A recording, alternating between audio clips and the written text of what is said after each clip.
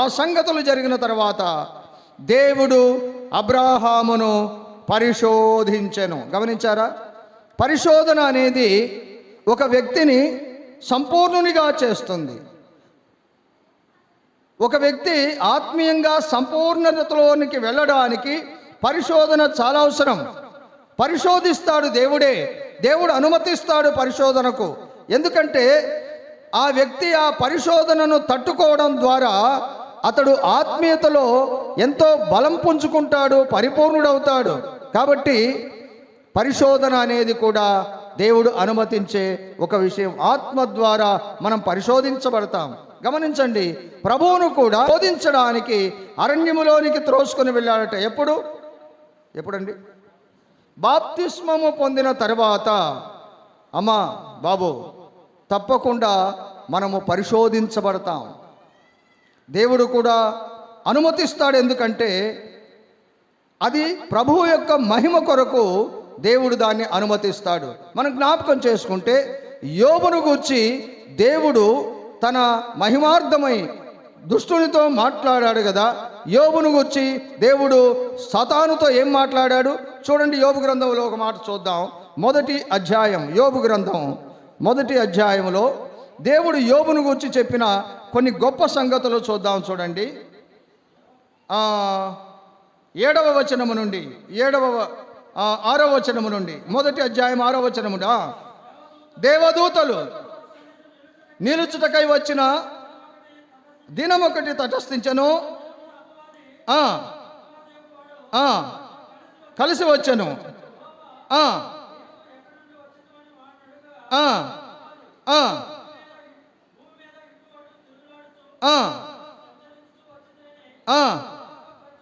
ప్రత్యుత్తరం ఇచ్చను.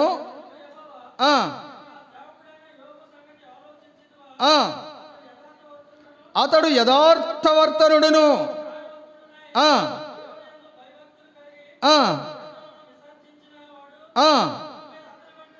ఇక్కడ యోబును గూర్చి దేవుడు ఎవరితో మాట్లాడుతున్నాడు? సాతానుతో దేవుడు మాట్లాడుతూ తన కుమారుడైన యోబు యొక్క ఔన్నత్యాన్ని దేవుడు సాతానుతో చెప్తున్నాడు. యోబును గూర్చి నీవు ఆలోచించావా? అతడు ఎలాంటి వాడో నీవు తెలుసా అని చెప్పి యోబు యొక్క గుణలక్షణాలను దేవుడు అపవాదితో చెప్పడం. ఆహా, ఎంత ధన్యత చూడండి. ఎంత గొప్పగా దేవుడు యోబును గూర్చి మరి అపవాదితో మాట్లాడుతున్నాడో చూడండి. అతడు యథార్థవర్తనుడట, న్యాయవంతుడు, దేవుని యందు భయభక్తులు కలిగి చెడుతనము విసర్జించిన వాడు భూమి మీద అతని వంటి వాడెవడనూ లేడు. ఇప్పుడు దుష్టుడు అంటున్నాడు, ఊరకనే యోబుని యందు భయభక్తులు ఉంచాడా? నీవు అతనికి కలిగిన సమస్తం చుట్టూ కంచె వేశావు, నువ్వు కాపాడుతున్నావు. యోబును నీవు ఆశీర్వదించావు గనక యోబుని యందు భయభక్తులు కలిగి ఉన్నాడు. కానీ అవన్నీ నీవు తీసివేస్తే యోబు నిన్ను విడిచిపోతాడు అని అపవాది చెప్పినప్పుడు దేవుడు మరి అపవాదికి అనుమతి ఇచ్చాడు. వెళ్ళు, యోబును శోధించు, కానీ అతని ప్రాణాన్ని మాత్రం ముట్టవద్దు. వెళ్ళాడు. ఆ తర్వాత యోబుకు జరిగిన సంభవాలను మనం ఎన్నో చూస్తాం. అతని ఆస్తి పోయింది, అతని ఎడ్లు, ఒంటెలు, గొర్రెల మందలు అన్నీ పోయాయి. చివరికి 10 మంది బిడ్డలు, 7 కుమారులు, 3 కుమార్తెలు ఒక్కరోజే చనిపోయారు. ఎంత భయంకరమైన శ్రమ చూడండి, ఎంత భయంకరమైన శోధన కలిగింది. కానీ నిజంగా యోబు భక్తుడు మాత్రం దేవుడు నాకు అన్యాయం చేశాడని ఎక్కడా చెప్పిన దాఖలా లేదు. వాటిని సహించాడు. అందుకే దేవుని వాక్యం చెప్తుంది, శోధన సహించువాడు ధన్యుడు. శోధన వస్తుంది, ఏం చేయాలి? పడిపోకూడదు. శోధన వచ్చినప్పుడు దాన్ని సహించాలి, ధైర్యంగా శోధనను ఎదుర్కొని జయించాలి. కానీ శోధనలో పడిపోతే మనము దేవుని ఆత్మ ద్వారా నడిపించబడే వారం కాదు. ఆలోచన చేయండి. శ్రమలు వస్తాయి, శోధనలు వస్తాయి. ప్రభు అన్నాడు, లోకములో మీకు శ్రమ కలుగును, అయినను ధైర్యముగా ఉండుడి, నేను లోకమును జయించి ఉన్నాను. లోకం మిమ్మల్ని ఏం చేయలేదు. శ్రమ వస్తుంది, కానీ ఎలా వస్తుందో అలాగే తొలగిపోతుంది. కాబట్టి శ్రమ వచ్చిందని మీరు భయపడనక్కర్లేదు, నేను మీకు తోడుగా ఉన్నాను. ఆయన ముందుగా, మనకంటే ముందుగా మన శ్రమలన్నిటినీ ప్రభువే ఎదుర్కొంటాడు. గమనించండి, ఎందుకంటే మొదట ఏ శ్రమైనా ప్రభువును తాకి మన దగ్గరికి రావాల్సిందే. నేను జ్ఞాపకం చేయనా, పౌలు సౌలుగా ఉన్నప్పుడు అతడు సంఘాన్ని అపరిమితంగా హింసిస్తూ సంఘాన్ని చిన్నాభిన్నం చేసి భక్తులను నాశనం చేయడానికి అతడెంతో ఆసక్తి కలిగి స్టెఫను చంపబడుతున్నప్పుడు అతడు సాక్షిగా ఉన్నాడు. దమస్కులో ఉన్న సంఘాన్ని చెదరగొట్టడానికి, అక్కడున్న భక్తులను వారిని పూర్తిగా నిర్మూలన చేయడానికి పత్రికలు పొంది అతడు దమస్కుకు వెళ్తూ ఉన్నప్పుడు దమస్కు మార్గములో అతనికి దేవదర్శనం కలిగింది. దేవదర్శనం అంటే ఒక గొప్ప వెలుగు చూశాడు. కళ్ళు చెదరిపోయాయి, గుర్రం మీద నుంచి పడిపోయాడు. వెంటనే ఒక స్వరం వినబడింది, సౌలా సౌలా, నీవెందుకు నన్ను హింసించుచున్నావు అన్నాడు ఒక స్వరం. వెంటనే సౌలు అన్నాడు, ప్రభువా నీవెవడవు? ఏమన్నాడు ప్రభు? ఏమన్నాడు? నీవు హింసించుచున్నా? చెప్పాలి. ఎవరిని హింసించాడు సౌలు? అమ్మా బాబు, ఎవరిని హింసించాడు సౌలు? ఎవరిని హింసించాడు? అసలు సౌలు ప్రభు అయిన యేసుక్రీస్తును ఆయన శరీరధారిగా ఉన్నప్పుడు చూచాడా? ఎప్పుడైనా ప్రభువును చూచాడా? అసలు ఏమంటున్నాడు ప్రభు ఇక్కడ? నీవు హింసించుచున్నా యేసును. అవును, వాస్తవమే. శ్రమలనేవి మనకంటే ముందు ఏ శ్రమైనా ప్రభువును తాకి బలహీనమై మన దగ్గరికి వస్తుంది. ఇది సత్యం. ఎందుకంటే భూమి మీద ఆదరణకర్త ఉన్నాడు. ఈ ఆదరణకర్త ద్వారా మనం ఆదరించబడుతూ ఉన్నాం. అందుకనే ఏ నొప్పైనా, ఏ శ్రమైనా, ఏ కష్టమైనా తట్టుకోవడానికి దేవుడు మనకు తన గొప్ప ఆదరణను ఆయన మనకు తోడుగా ఉంచుతున్నాడు. గమనిద్దాం, దేవుడిచ్చే ఆదరణ భూమి మీద ఎందుకుందంటే ఆదరణకర్త భూమి మీద ఉన్నాడు. పరిశుద్ధాత్మనికి మరి ఒక పేరు అది కదండి. తండ్రి నా నామమున పంపబోవు ఆదరణకర్త అన్నాడు కదా యోహాను సువార్తలో. కాబట్టి మనం గమనిస్తే ఏ శ్రమైనా కూడా మొదట అది ప్రభువును తాకి మన దగ్గరకు రావాల్సిందే. శ్రమలు వస్తున్నాయని మనము ఆత్మీయతలో నుండి తొలగిపోవడానికి ప్రయత్నం చేయకూడదు. దాన్ని ఎదుర్కోవాలి, జయించాలి. ఎన్నో సంగతులు దేవుని వాక్యములో మనకు దేవుడు దృష్టాంతములుగా వ్రాయించాడు. పరిశుద్ధాత్మను పొందిన తరువాత శోధించబడతాం. గమనించండి, స్మరణ సంఘమును గూర్చి దేవుడు వ్రాయించిన ఒక ఉత్తరాన్ని మనం జ్ఞాపకం చేసుకుంటే ఆ సంఘానికి 5 రకాలైన కష్టాలు కలిగాయి. చూడండి, స్మరణ సంఘాన్ని గూర్చి దేవుడు వ్రాయించిన కొన్ని మాటలు చూద్దాం. ప్రకటన గ్రంథం మనము ధ్యానం చేసిన సంగతులే 2వ అధ్యాయం 8వ వచనము నుండి చూడండి. స్మరణలో ఉన్న సంఘబుద్ధతకు ఇలాగు రాయము.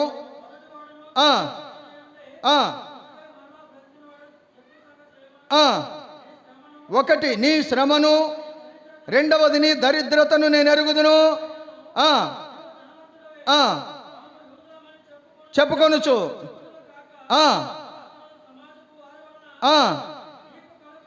మూడవది దూషణ.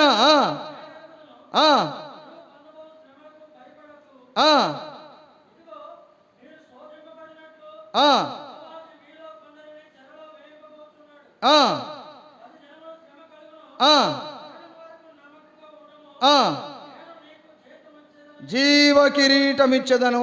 గమనించాలి, 5 రకాల కష్టాలు ఈ సంఘానికి. 1 శ్రమ, 2 దరిద్రత, 3 దూషణ, 4 శోధన, 5వది ప్రాణాపాయం. మరణము వరకు అనే చోట ఒక అంకె వేసి క్రింద వ్రాశాడు. చూడండి ఏమన్నాడు? ప్రాణాపాయము వచ్చినను మరణం వరకు నమ్మకంగా ఉండు, జీవ కిరీటం ఇస్తాను. గమనించారా?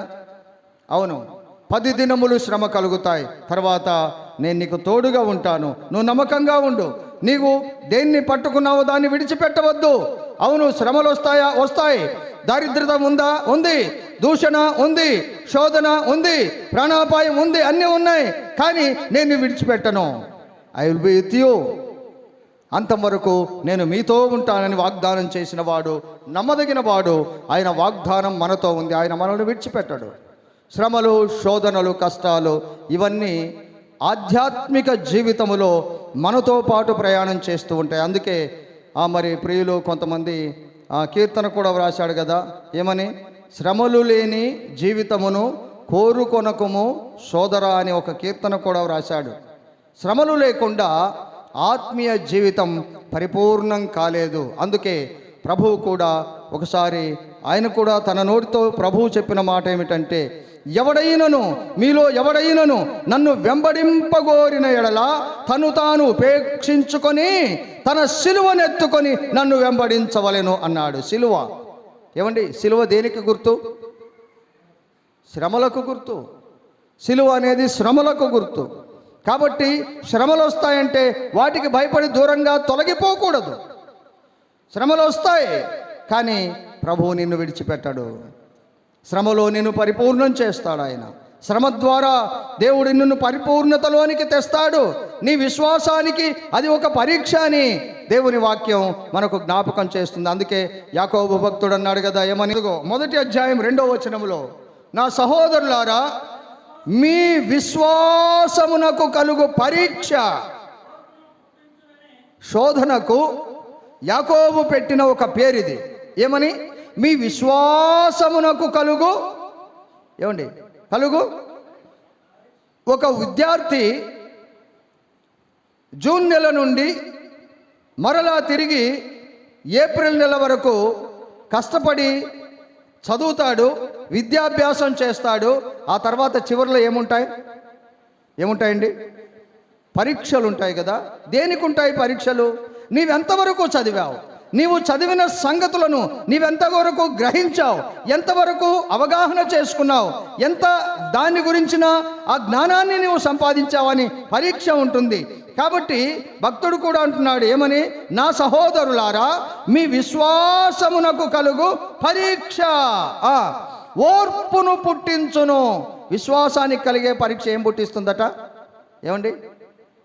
ఈరోజు చాలామందికి ఓర్పు లేకపోవడానికి ఇదే ప్రాథమిక కారణం. మీ విశ్వాసమునకు కలుగు పరీక్ష ఓర్పును పుట్టిస్తుంది అని ఎరిగి మీరు నానా విధములైన శోధనలలో పడినప్పుడు అది మహానందమని ఎంచుకొనుడి అంటాడు. ఏమండి? సాధ్యమేనా ఇది? సాధ్యమేనా? దేవుడు వ్రాయించాడు కాబట్టి ఇది సాధ్యమే. చాలామంది ఈ మాదిరిని అనుసరించి మనకెంతో వారు మాదిరి ఉంచారు. గమనించండి. మీ విశ్వాసమునకు కలుగు పరీక్ష ఓర్పును పుట్టించునని ఎరిగి మీరు నానా విధములైన శోధనలలో పడినప్పుడు అది మహానందమని ఎంచుకొనుడి. అవునండి, బాప్తిస్మము పొందిన వెంటనే పరిశుద్ధాత్మను మనం ఎప్పుడైతే పొందుతామో శోధన ఎదురవుతుంది. తప్పకుండా ఈ సంగతి చెప్పకుండా దాస్తే అది నేరమవుతుంది. కానీ శోధనలో ప్రభువు మనల్ని ఆయన విడిచిపెట్టాడు. ఆయన మనతో ఉంటాడు. ఆయన మనతో ఉండి నడిపిస్తాడు. ఆయన ఎక్కడ కూడా ప్రభువు మనల్ని విడిచిపెట్టి వెళ్ళడు. అందుకే పేతురు భక్తుడు కూడా అన్నాడు కదా, మొదటి పత్రికలో 1:7 అనుకుంటాను, నశించిపోవు సువర్ణము అగ్ని పరీక్ష వలన శుద్ధపరచబడుచున్నది కదా, దానికంటే అమూల్యమైన మీ విశ్వాసము ఈ శోధన చేత పరీక్షకు నిలిచినదై యేసుక్రీస్తు ప్రత్యక్షమగునప్పుడు మీకు మెప్పును మహిమయు ఘనతయు కలుగుటకు కారణమగును. గమనించారా? భక్తుడు కూడా జ్ఞాపకం చేశాడు. కాబట్టి బాప్తిస్మము పొందిన తర్వాత ఎవరైనా మరి శ్రమ వచ్చినప్పుడు, శోధన వచ్చినప్పుడు పడిపోతే మన రక్షణ గురించి మనం పునరాలోచించుకోవలసిన అవసరం ఉంది. శ్రమలు వస్తాయి, కష్టాలు వస్తాయి, బాధలు వస్తాయి, దూషణలు వస్తాయి, అవమానాలు, హేళనలు, నిందలు మన వెంటే ఉంటాయి. కానీ మనం అధైర్యపడితే లేక దిగులు పడితే, ఆగిపోతే దేవుడు మన యందు సంతోషించలేడు. నేను ఊరికే జ్ఞాపకం చేస్తున్నాను. యెహోషువ గ్రంథంలో 1వ అధ్యాయంలో దేవుడు యెహోషువతో మాట్లాడుతూ అన్నాడు, నా సేవకుడైన మోషే మృతి నొందెను కాబట్టి నీవు లేచి అన్నాడు యెహోషువతో. ఎందుకు ఆ మాట అన్నాడు? ఏమండి? ఎక్కడ నుండి లేవాలి యెహోషువ? మోషే తన యజమానుడు ఇశ్రాయేలు ప్రజలను 40 సంవత్సరాలు ఐగుప్తు నుండి విడిపించి కనాను దేశపు సరిహద్దు వరకు మోషే ఎలా నడిపించాడో దగ్గర ఉండి చూచిన వాడు యెహోషువ. మోషే యొక్క పరిచారకుడైన యెహోషువ మోషే పడిన కష్టాలు, ఇశ్రాయేలీల వలన అతడు అనుభవించిన బాధలు, దూషణలు, తిరస్కారాలు, హేళనలు, అవమానాలు దగ్గర ఉండి చూచిన వాడు. కాబట్టి నడిపింపులో ఉన్న ఆ బాధ ఏంటో స్వయంగా చూచి యెహోషువ మోషే మరణం తర్వాత కృంగిన స్థితిలోనికి వెళ్ళిపోయాడు. అందుకే దేవుడు యెహోషువతో మాట్లాడుతూ ఆ మాట చెప్పాడు, నా సేవకుడైన మోషే మృతి నొందెను, కాబట్టి నీవు లేచి ఎక్కడి నుంచి లేవాలి. ఏమండి, ఎక్కడి నుంచి లేవాలి? పడిపోయిన స్థితి నుండి లేవాలి, కృంగిన స్థితి నుండి లేవాలి. ఏ స్థితిలో దిగబడిపోయావో, ఎక్కడ కూలబడిపోయావో, ఎక్కడ జారిపోయావో అక్కడ నుండి నీవు లేవాలి. దేవుడు మన యందు సంతోషించాలంటే శ్రమను మనం తట్టుకోవాలి, శోధనను జయించాలి, శోధనను సహించాలి. కష్టం వచ్చిందా, బాధ వచ్చిందా, ఇవన్నీ ప్రభు మనతో కూడా ఉండి మనను ఆదరిస్తూ మనకు ముందుకు నడిపిస్తాడు. కాబట్టి వాటిని గురించి భయపడవలసిన అవసరం లేదు. తప్పకుండా శోధిస్తాడు, ఎందుకంటే వాడి పేరే శోధకుడు. అయితే గమనించండి,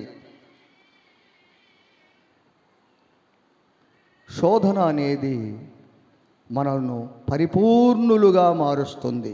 శోధన తొలగిపోయిన తర్వాత, మనము శోధనను జయించిన తర్వాత మనం ఎలా కనిపిస్తామంటే, ఇందాక జ్ఞాపకం చేసుకున్నాం కదా, నశించిపోవు సువర్ణము.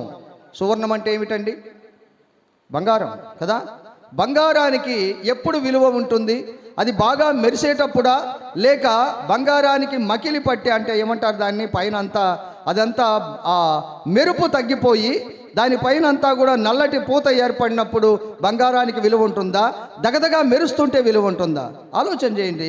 సోదరీమణులకు ఎక్కువ తెలుసు అనుకుంటాం, కానీ ఈ మధ్య మరి పురుషులు కూడా బంగారాన్ని ఎక్కువగా ప్రేమించేవారు ఉన్నారు. అవసరమైతే ఈ 2 గుండీలు వదిలేసి, చైన్ వేసుకొని ఈ 2 గుండీలు వదిలేసి తిరుగుతున్నారు చాలామంది. సర్లే, అది వారి ఇష్టం అనుకోండి, అది వేరే సంగతి, మంచిదే. నశించిపోవు సువర్ణము అంటే సువర్ణానికి ఏముందట? ఏముంది చెప్పండి? సువర్ణానికి నాశనం ఉందట. అంటే పేతురు చెప్తున్న మాట అది. నశించిపోవు సువర్ణము అగ్ని పరీక్ష వలన శుద్ధపరచబడుచున్నది. అంటే అది అగ్నిలో తిరిగి మరి శుద్ధి చేయబడిన తర్వాత అది ఎలా ఉంటుందంటే చూడడానికి చాలా దగదగా మెరుస్తుంది కదా. కాబట్టి నశించిపోవు సువర్ణము అగ్ని పరీక్ష వలన శుద్ధపరచబడుచున్నది కదా. దానికంటే అమూల్యమైన మీ విశ్వాసం. ఎంత గొప్ప మాట ఉపయోగించాడో చూడండి. ఇప్పుడు ఒక ప్రశ్న వేస్తా, ఏమనుకోకండి, భయపడకండి కూడా. ఒక ప్రశ్న వేస్తున్నా, ఎక్కువగా సోదరీమణులను అడిగితేనే మంచిదేమో. ఇప్పుడు పేతురు చెప్పిన ప్రకారం బంగారం గొప్పదా, విశ్వాసం గొప్పదా? ఏమండి? కుస్కుస్ అన్నారు కానీ స్పష్టంగా చెప్పలేదు. అయితే విశ్వాసం అన్నారని నేను గ్రహించుకుంటున్నాను. విశ్వాసమే గొప్పది కదా. ఒకవేళ అమ్మ విశ్వాసమే గొప్పదన్నారు కాబట్టి బంగారం కంటే మీ దగ్గర ఉన్న బంగారం అంతా దేవుని పనికి ఇచ్చేయండి అన్నారనుకోండి, ఏం చేస్తారు? అంటే అలా అడగరు మీ పెద్దలు, నాకు తెలుసు, ఎవరు అడగరులేండి. కానీ మనం ఆలోచన చేస్తాం ఏమనంటే, విశ్వాసం కంటే బంగారమే గొప్పది అనుకుంటాం, కానీ విశ్వాసం గొప్పదని చెప్తాం అంతే. భక్తుడున్నాడు, నశించిపోవు సువర్ణం అగ్ని పరీక్ష వలన శుద్ధపరచబడుచున్నది కదా. దానికంటే అమూల్యమైన మీ విశ్వాసము ఈ శోధన చేత పరీక్షకు నిలిచినదై యేసుక్రీస్తు ప్రత్యక్షమైనప్పుడు మీకు మెప్పును, మహిమయు, ఘనతయు కలుగుటకు కారణమగును. దుష్టుడు ఎంత శోధించినా, ఎన్ని శ్రమలకు యోబును గురి చేసినా, యోబు ఎక్కడ కూడా దేవుడు నాకు అన్యాయం చేశాడన్న మాట చెప్పలేదు. కానీ నిజంగా ధీరోదాత్తుడు. ఒక్కరోజే ఆస్తి పోతే అది వేరే సంగతి, 10 మంది బిడ్డలను ఒక్కరోజే కోల్పోయి ధైర్యంగా బ్రతకడం ఎవరికి సాధ్యం? కాబట్టి గమనించండి, శోధన వచ్చినప్పుడు సహించాలి. శోధన వస్తుంది తప్పకుండా, కానీ ప్రభువు మనతో ఉంటాడు. ఒకసారి మరి దేవునితో నడిచిన భక్తుడు, దేవుని వాక్యంలో ఒక ఆయన ఉన్నాడు. ఎవరండి? హనోకు దేవునితో నడుస్తున్నాడట. హనోకు దేవుడు ఇద్దరు నడుచుకుంటూ వెళ్తున్నారట. వెళ్తుంటే హనోకు వెనక్కి తిరిగి చూశాడట. వెనక్కి తిరిగి చూస్తే 2 జతల అడుగుజాడలు వారి వెనక ఉన్నాయట. 2 జతల అడుగుజాడలు కనబడుతున్నాయి. అయితే మధ్య మధ్యలో అక్కడక్కడ 1 జత అడుగుజాడలే కనబడ్డాయట హనోకు. అప్పుడు హనోకు దేవుణ్ణి అడిగాడట, అయ్యా ఇదిగో వెనక 2 జతల అడుగుజాడలు కనిపిస్తున్నాయి కదా, మరి ఒక్కొక్కసారి 1 అడుగుజాడలే కనబడుతున్నాయి అంటే నేను శ్రమలో ఉన్నప్పుడు, కష్టములో ఉన్నప్పుడు నన్ను విడిచిపెట్టావా తండ్రి అంటే, అప్పుడు దేవుడు అన్నాడట, హనోకు నీ శ్రమలో నీ కష్టములో నేను నిన్నెత్తుకొని నడిచాను కాబట్టి ఆ కనిపించే అడుగుజాడలు నావి, అవి నీవి కాదన్నాడట. ఆయన మనల్ని ఎత్తుకొని నడిపిస్తాడు. నిజమే, ముదిమి వచ్చు వరకు నిన్ను ఎత్తుకొని వాడను నేనే అన్నాడు. గమనించాలి. కాబట్టి శోధన వస్తుంది. బాప్తిస్మము పొందిన తర్వాత, పరిశుద్ధాత్మను మనం పొందిన తర్వాత వాడు శోధిస్తాడు, లేక దేవుడు కూడా కొన్నిసార్లు అనుమతిస్తాడు. ఎందుకంటే ఆయన తన బిడ్డలను సంపూర్ణులుగా చేయడం కొరకు, వారిని పరిశుద్ధులుగా చేయడం కొరకు, సంపూర్ణత్వములోనికి వారిని నడిపించడం కొరకు దేవుడు తప్పకుండా అనుమతిస్తాడు. అయితే దేవుడు మనల్ని విడిచిపెట్టేవాడు కాదు. ఆయన మనతో ఉంటాడు. ఆయన మనల్ని నడిపించేవాడు. చివరి వరకు ఆయన మనతో ఉంటాడు. కాబట్టి శోధన వచ్చినా, కష్టం వచ్చినా, శ్రమ వచ్చినా, నింద వచ్చినా, ఏదొచ్చినా కూడా ఆయన మనల్ని నడిపించి చివరికి మనల్ని పరిపూర్ణులను చేస్తాడు. కాబట్టి బాప్తిస్మము పొందిన తర్వాత జరిగే ప్రక్రియలలో ఇది కూడా ఒకటి. పరిశుద్ధాత్మను పొందుతాం. ఆ తర్వాత శోధనలు మనకెదురైనప్పుడు మనం ఏం చేయాలి? శోధన సహించువాడు ధన్యుడు. శోధన వస్తుంది, సహిద్దామా? ఏమండి, కష్టం వస్తుంది, సహిద్దామా? ఎంతమంది శోధన సహించడానికి సిద్ధంగా ఉన్నాం? ఏమండి, శోధన మనం ఎంతమంది శోధన సహిస్తున్నాం? లేక శోధన వచ్చినప్పుడు ఎంతమంది దాన్ని ఎదుర్కొంటున్నాం, ఎంతమంది పారిపోతున్నాం మనకే తెలుసు కదండి. కాబట్టి ఆలోచన చేద్దాం. ప్రభువును నమ్ముకున్నామా? మంచిది. బాప్తిస్మం పొంది సంఘములో చేర్చబడ్డామా? మంచిది. శోధన రావచ్చు, కష్టం రావచ్చు, కానీ ప్రభు మనతో ఉండి నడిపిస్తాడు. చివరి వరకు ఆయన మనల్ని నడిపించేవాడు. కాబట్టి భయపడవలసిన అవసరం లేదు. ఆయన మనతో ఉన్నాడు. ఆయన లోకాన్ని జయించాడు, శ్రమలను ఆయన జయించాడు. కాబట్టి ఆయన మనల్ని చూచి విడిచిపెట్టేవాడు కాదు. అందుచేత ప్రభువుతో కూడా శ్రమలైనా మరి ఏవైనా ఆయనతో నడుద్దాం. ప్రభు కొరకు సాక్షార్థంగా జీవిద్దాం. అలాగూ చేయుటకు దేవుడు తన ఆత్మ ద్వారా మనలను బలపరచునుగాక. ఆమేన్. దేవుడు తన మాటలను మన అందరి కొరకు దీవించునుగాక.